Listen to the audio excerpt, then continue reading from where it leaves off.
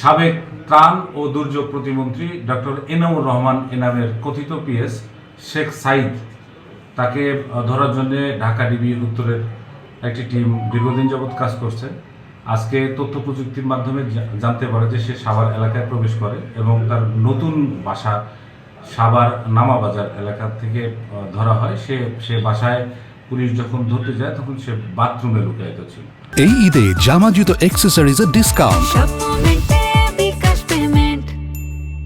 তাকে ধরার পরে জিজ্ঞাসাবাদে জানা যায় যে সে এনামের কথিত পিএস এবং সে সাভার এলাকায় টেম্পো স্ট্যান্ড সহ বিভিন্ন এলাকা থেকে প্রতিদিন প্রায় ৩ লক্ষ টাকা চাঁদা আদায়ের অভিযোগ তার বিরুদ্ধে আমরা পেয়েছি এবং একাধিক ছাত্র হত্যা, বৈষম্য বিরোধী ছাত্র হত্যা মামলা তার বিরুদ্ধে আছে।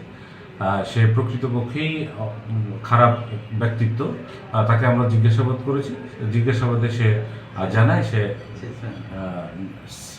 প্রথমত সেলসম্যান ছিল, তারপরেই তার এই শত কোটি টাকা বনে যাওয়ার কাহিনী চাঁদাবাজির মাধ্যমে।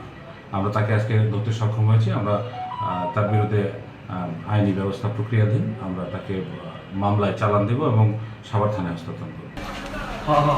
দাঁড়ান, এখানেই থাকেন।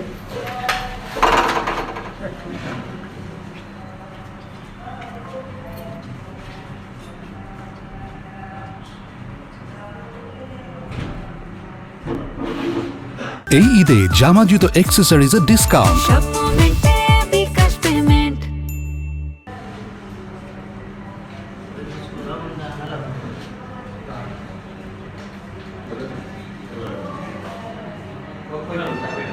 বলতেছি